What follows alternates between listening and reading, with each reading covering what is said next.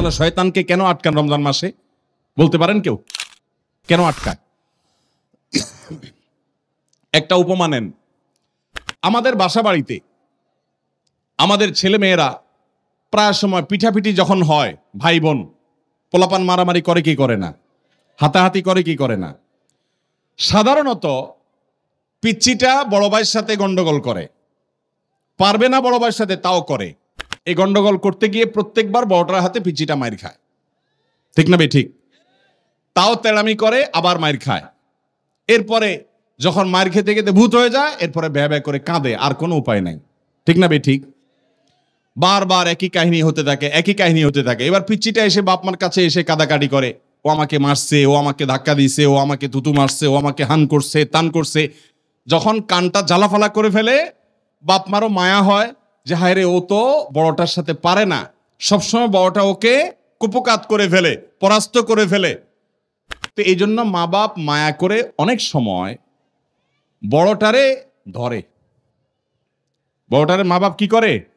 দুই হাত ধরে, ধরে মাথাটা নিচু করে কোলের মধ্যে রেখে পিচ্চিটাকে ইশারা দেয়, তুমি এবার প্রতিশোধ নাও।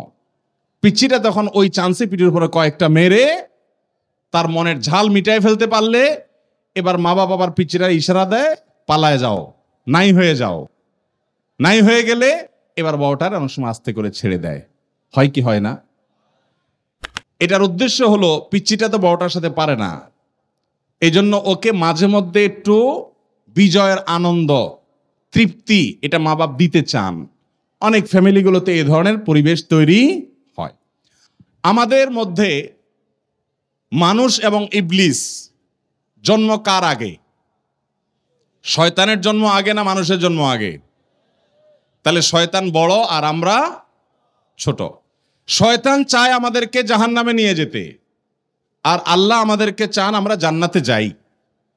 যদিও আল্লাহ রাব্বুল আলামিনের সাথে শয়তানের কোনো কম্পিটিশন নাই, শয়তানের সৃষ্টি, আল্লাহ স্রষ্টা, কিসের কম্পিটিশন? কিন্তু শয়তান আমাদেরকে জাহান্নামে নিতে চায়, আর আমাদের যাওয়া উচিত জান্নাতে।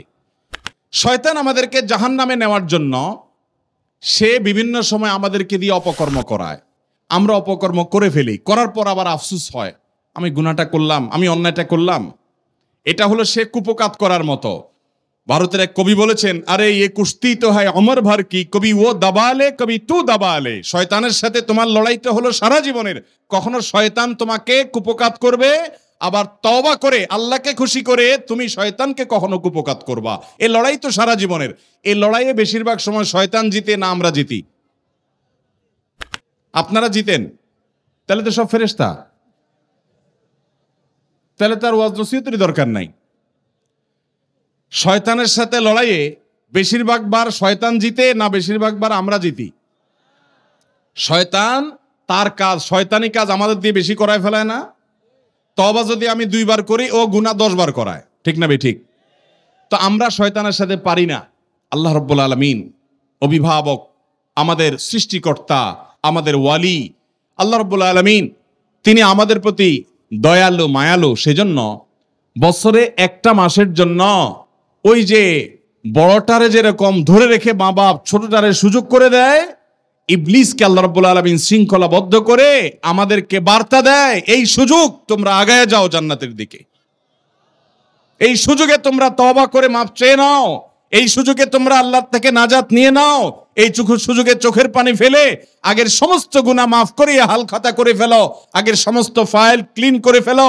এই সুযোগটা আল্লাহ তাআলা দেন, কিন্তু আমরা বেশিরভাগ মানুষ কপাল পড়া, রমজান মাসে সেই সুযোগটা আমরা গ্রহণ করতে পারি না।